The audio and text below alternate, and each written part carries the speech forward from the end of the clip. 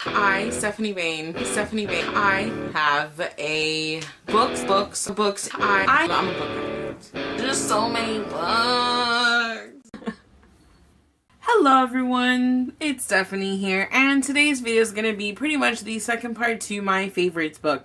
And the books that I'm going to be talking about today are like my favorite books. These are the ones that like just tore my heart out and then kind of shoved it back in, or you know, I got all the feels and I just absolutely adored them to pieces, and I got something from them. I got a lot from them usually, and they are in no particular order. I do have some that I do love a lot more than others, but like the rest of them are just like my favorites that I've ever read, and these are just like a part of me. So let's get on. Eat, Pray, Love by Elizabeth Gilbert. Not only do I love this specific copy, but I love this book so much because there's just a lot that happens in this book that I find is very easy for anyone to relate to. She goes through 3 like stages in her life in this book, you know, when she's in Italy, when she's in Bali, and then Italy, India, and Bali. And in each of those places she finds something else, so it's so easy to just kind of fall into one of those, learn something from it. But this book touched my heart, and another reason why this specific copy means so much to me is because I took this with me to Greece and London when I went with my sister in 2012. My next favorite book is, it's a masterpiece. To me, it's written so beautifully, and I find that the love story and just everything that happens with it is so good. And that is Winter's Tale by Mark Halperin. I find that the writing is something that I fell in love with. He just has this way of describing things in so much detail without, I don't know, it's a wash of words over you. I don't even want to tell you what it's about. All I know is that it has some magical aspects in it. It's about New York, and it's 2 different time periods. That's all I'm going to say. In the Woods by Tana French. I think that's how you pronounce it. But this series, it's a part of a series, a companion series. It's called the Dublin Police Squad series. This book follows Rob, who, when he was younger, lived in a neighborhood. Him and his friends went playing, I believe it was 2 friends. Him and 2 of his friends went playing in like the woods by their home area. And something happened. The kids are missing, and the only one who they found was Rob, and he was covered, like his shoes were filled with blood and stuff, and he does not remember what happened.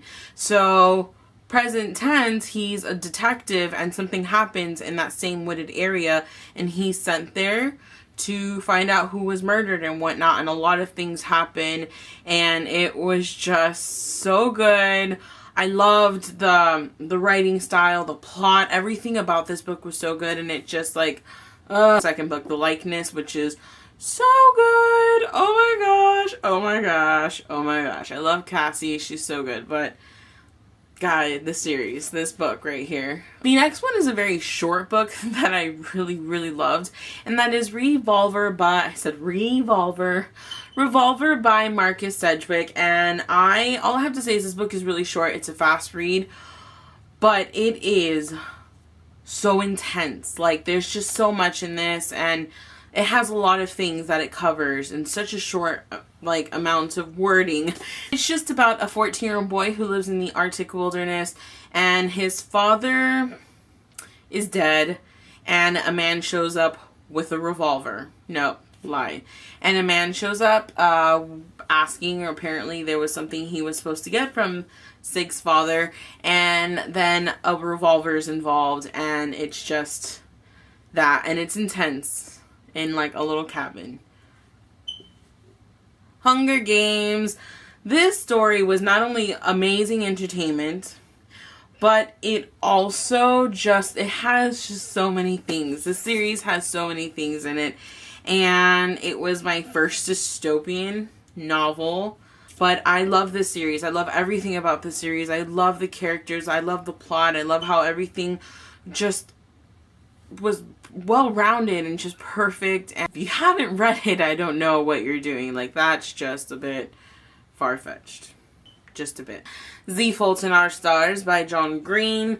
It just has so much that happens that I adore, and I love the characters. I loved when I first read it how I was not expecting for it to happen, but it's about a girl named Hazel Grace Lancaster who has cancer and, you know, goes to those support group meetings. She meets a boy named Augustus Waters, and, you know, she has difficulties trying to let him in and other things because she feels that she's not worthy of it, because if not, she's going to hurt everyone around her because she's dying. But it is just heart-wrenchingly beautiful, and it's definitely one of my favorite young adult books I've ever read. And I just can't wait to keep rereading it. So, The Host by Stephenie Meyer. I think she did such a good job with this book. I'm still waiting for, you know, the second, if that's ever gonna happen. But either way, I really do love this. I think it was written extremely well, and I love Wanda and Ian, and like they're one of my, like, you know, OTPs.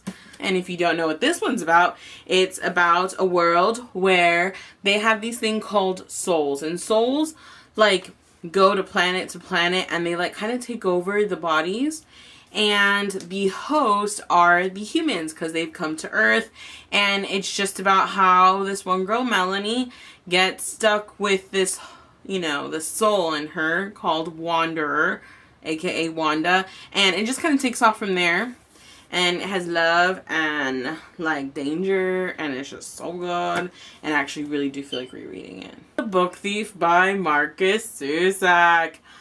I didn't like the first like 50, 100 pages. It's not that I didn't like it. I didn't feel the first 100, 150 pages. But once I got through that, I was just... I just felt so much. But it is about a girl, Liesel, I always forget.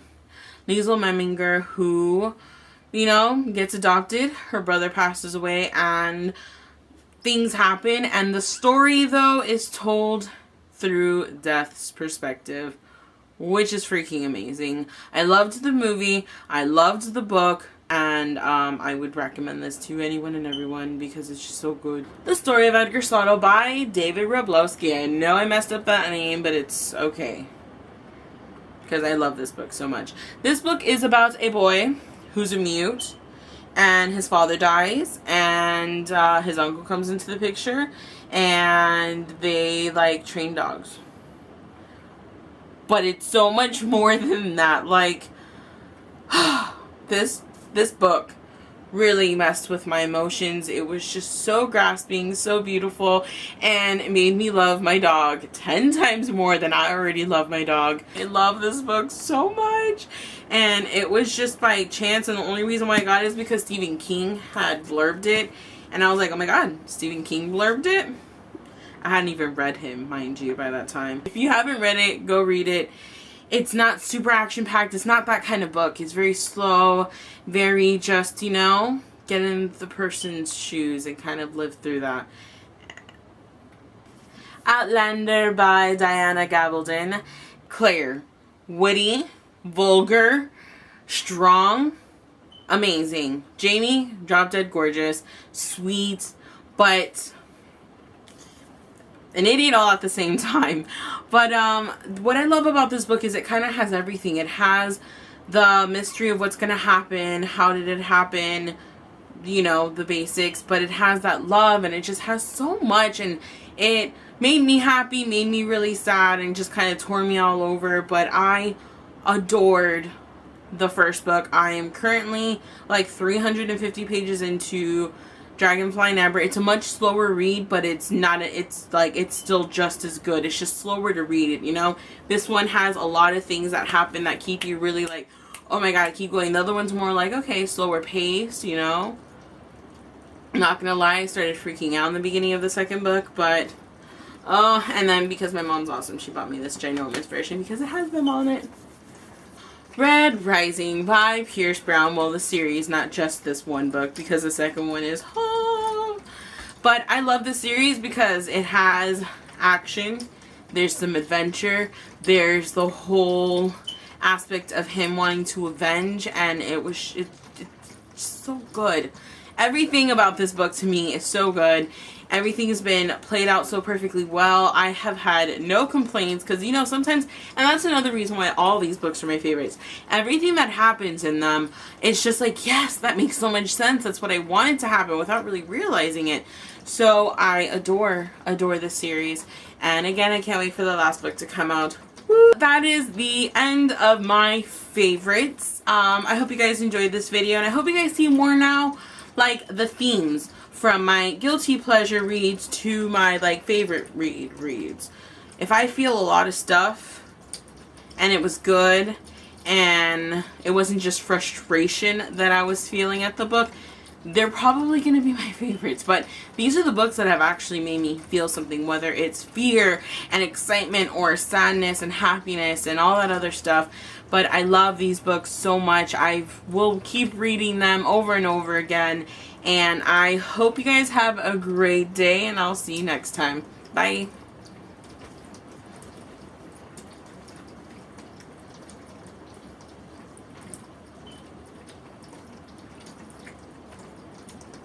I love that it's raining right now. I really do.